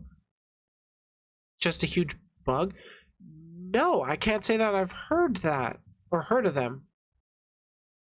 She got Miss Lala got a Mickey Mouse style cartoon model, didn't she? I don't know.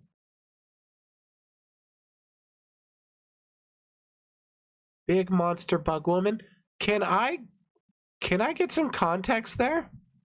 Because like when I hear big monster bug woman, I think Matara from VShojo. Which, to be fair, is a big titty anime girl.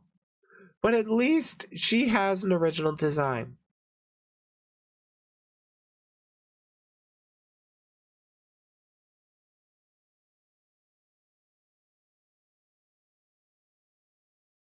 Not like an actual monster? Okay, I kind of really want that link to their platform because I am not sure who it is.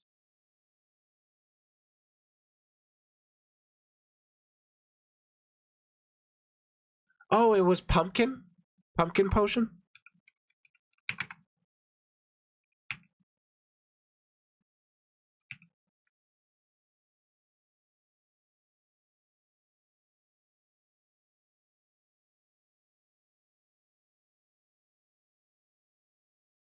Yeah, because I opened up this segment talking about pumpkin potion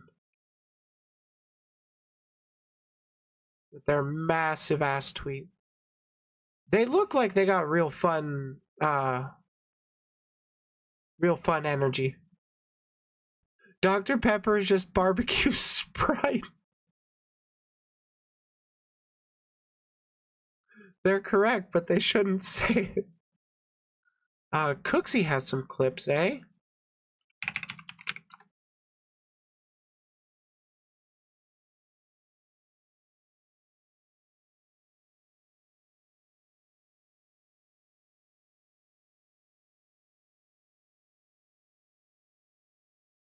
Oh, and of course Cooksy doesn't put the name of the VTuber in their titles.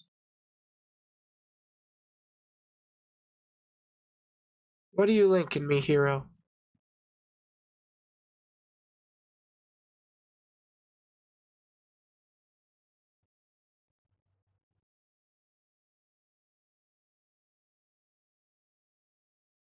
New outfit debut today thanks to the new public domain meta.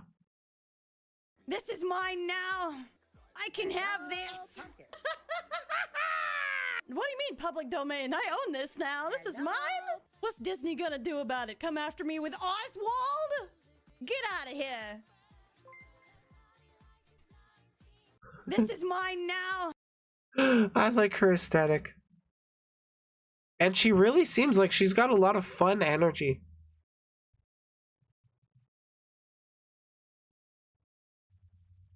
That's pretty great.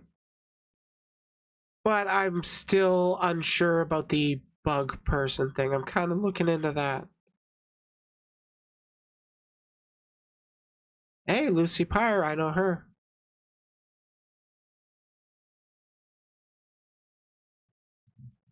Okay, I'm gonna be fair. Going through Cooksy's videos, trying to find bug people, I'm seeing a lot of big titty anime girls. Not complaining, just saying. They're not all big titties. There's Chibi.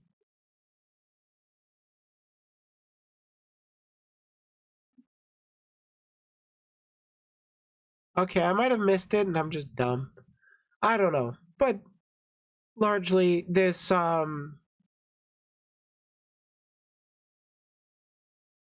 discourse was kind of funny to me. With people there were legit people.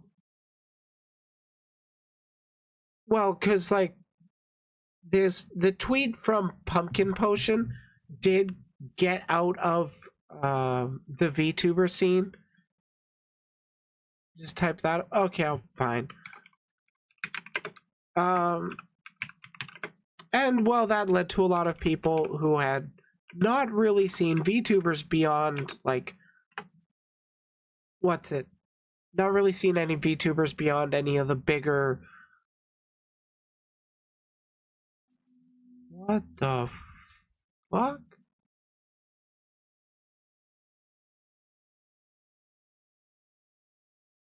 For the bits. Okay, a lot of non-VTuber fans saw that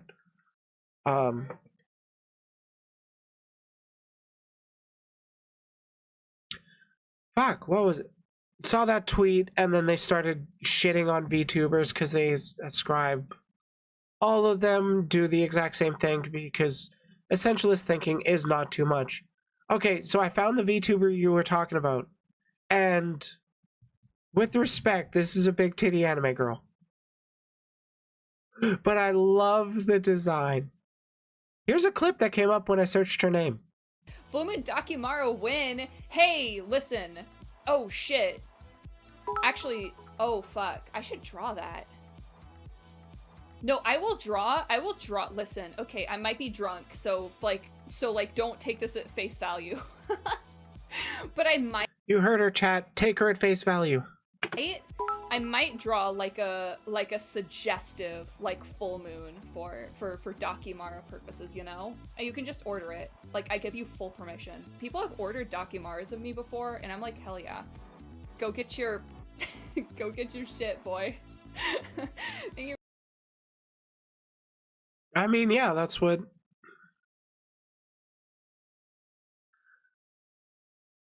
popped up for me. Oh, that wasn't even from her. That was from a clip channel, it looks like. Anyways, a lot of people don't really know about VTubers. It's still kind of a growing medium.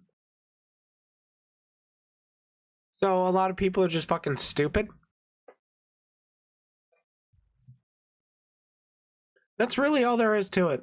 They think that VTubers aren't creative because the ones they happen to see are the bigger ones, and a lot of them, yeah, you can call them big titty anime characters. I mean, I'm not even that popular, and I'm a big titty generic anime girl. And, like, I'm not going to be pissy over that. I didn't put a ton of creativity in designing my VTuber. I just kind of made a V-Roid version of me and then just expanded on it as time went by. Like, I didn't even design this outfit.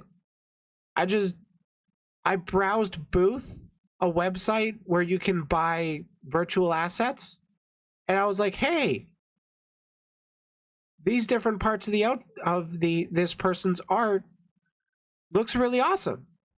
So I'm going to use it. So I did. And I paid them money.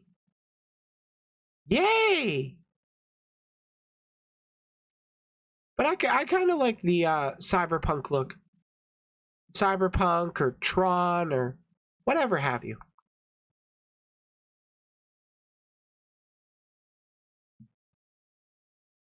In the end, VTubers can just be whatever the hell you want them to be.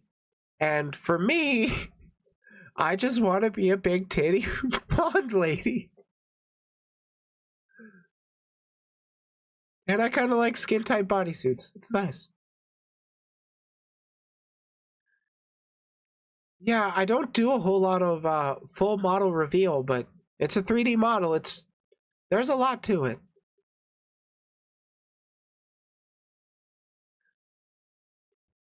Again, in summary, there's a ton of creativity within the VTuber scene. You just gotta have the patience to look for it. Okay, that'll officially end this segment. That was sudden for you.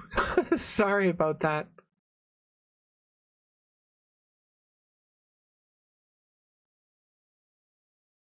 I mean, I think it's pretty.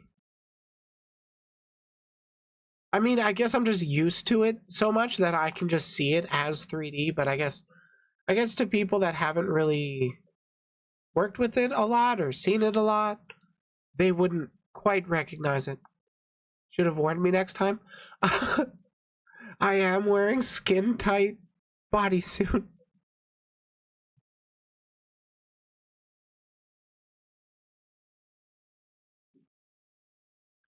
Though I'm gonna be real, I'm kind of out of stuff to talk about off the top of my head anyways.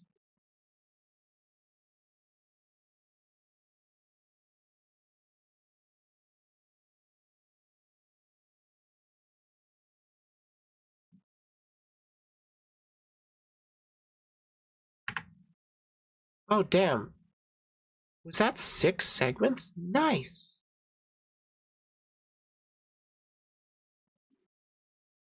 Yeah, wow, it was pretty productive for 2 hours into stream. I don't know how much longer I do want to keep going, to be honest, but part of me does. Part of me does. Part of me wants to call it a little early because it is getting a little later. I mean, it's only 7 o'clock for me, but I do still need to have dinner. Because dinner is important, I'm hearing. Many people are saying this.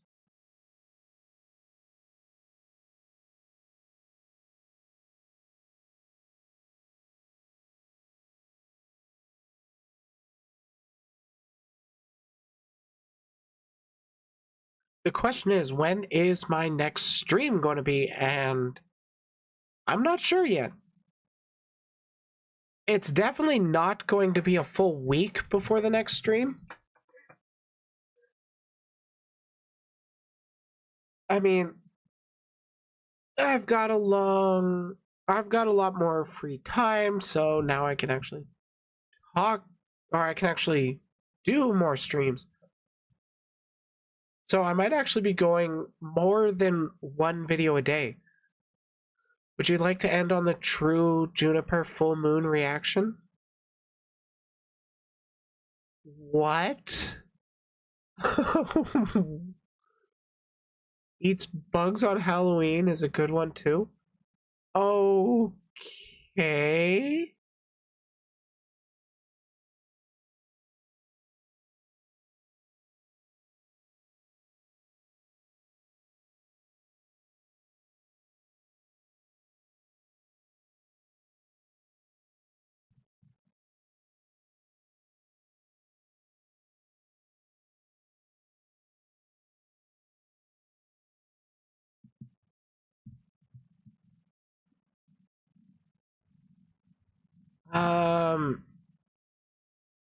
I don't know which thing you want me to check out specifically.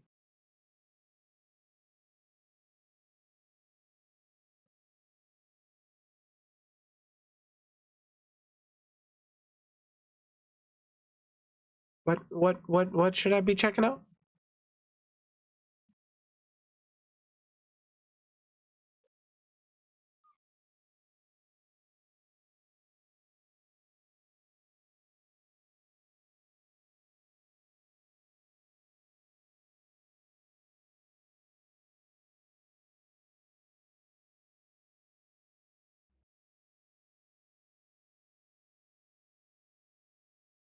Maybe try looking up Juniper's ultimate form, Cooksy.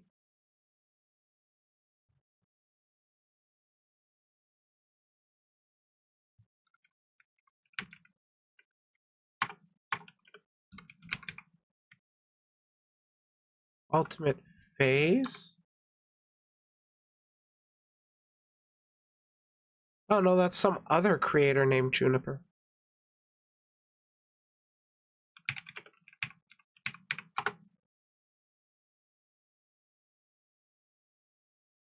Okay. Okay. Everything is frozen solid? Fucking winner, man. No, don't play yet, you bastard. Okay, we're going to react to this all together live.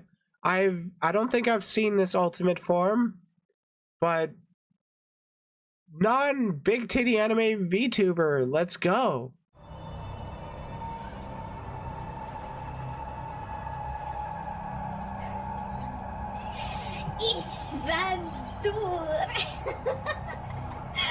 Wood. Oh, fuck. What is this? No! I fucked it up! Why did the cute one get yeeted? This is so crazy. I like this. Noble apostle, unafraid of the abyss beyond. What speaketh me? Chat just spamming scuff moth. What the fuck? These points for 7 months, and I thought this would be a good time to use some. Please be gentle. Oh, brave apostle, your bones will be split amongst your brothers and sisters. Sleep well under the light of the moon. Ishvandur. Oh shit. What the fuck? Good. I fucked up all my keybinds, chat. I did fuck up all my keybinds, and that's okay. That's okay. Okay.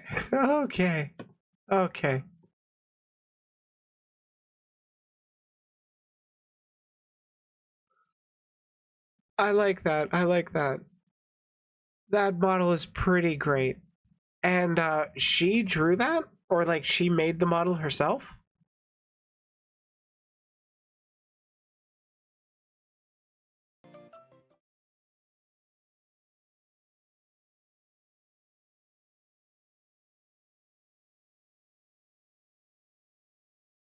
Nice. God damn, that's high quality effort. High effort, high quality, all that good stuff. I like it. I like that. That's what I like to see.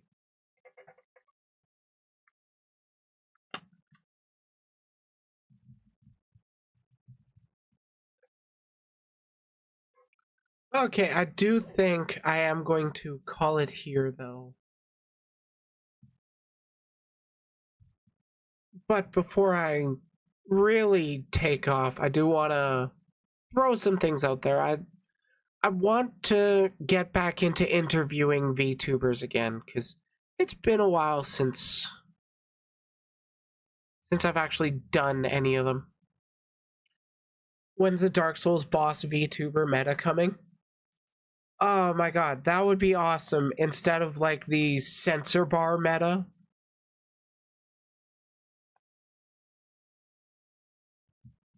I mean, I'm seeing decent success with the big titty anime girl meta. We'll see how things go. I will actually be switching to like Gundam Girl eventually, but that's going to take time. Yeah, I used to do a lot more VTuber interviews. Like, for a time, that was basically all the content my channel was.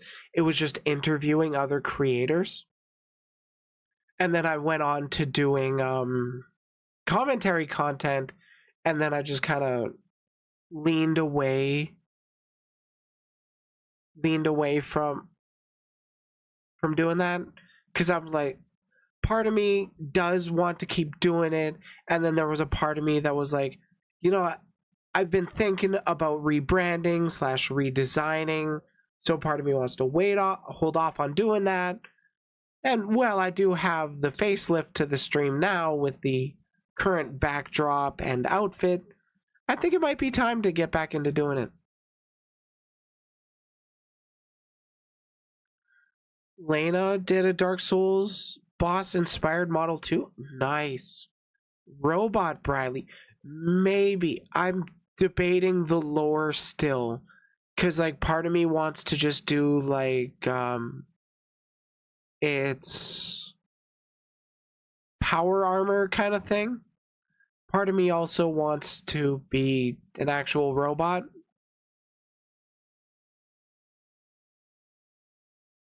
I'm still debating it. It's up in the air.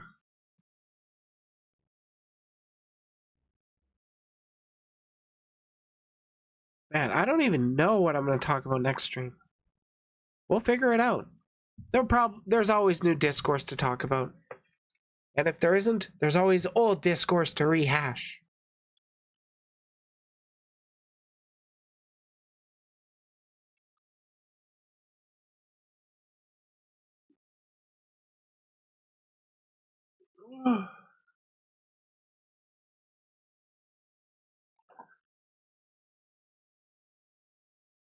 Code Miko interviewing Moist Critical was how you discovered VTubers? Oh, nice. I don't know too much about Code Miko. I know she's got very high quality VTuber models. And I know Moist Critical.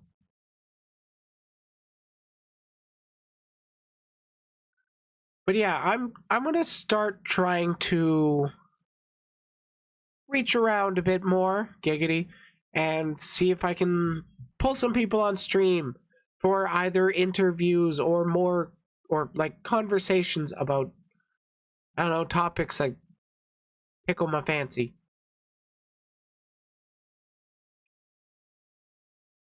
I know there was a time when it seemed there were quite a lot, like quite a few more VTubers getting into like an interview meta, and I guess instinctually part of me was like, oh, it's popular now, I don't want to do it.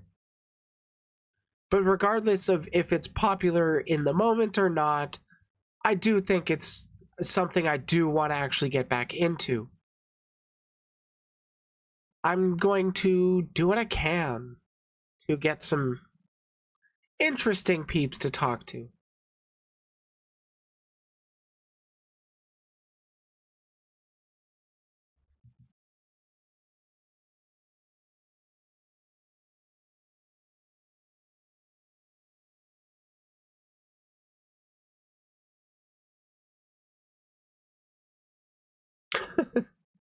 Thank you, Aiden. I'm not sure how to pronounce it, to be honest. I'm sorry. Though I do think for now I'm going to be calling it. Pushed it an extra 10-15 minutes to hang out a little bit. We will see about maybe streaming Monday or Tuesday, actually.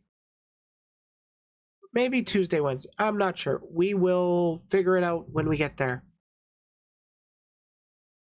Anyways, thanks for joining me.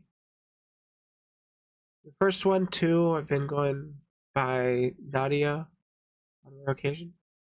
Oh, okay.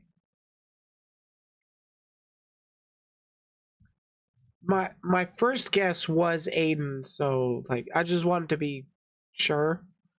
I'm gonna be real, I'm not great with names. I forget a lot. Anyways, yeah, I'm gonna get booping. Thanks for tuning in. And remember, if you can't be the sharpest tool in the shed, you can always be the hoe. I love that line. Take care, everybody.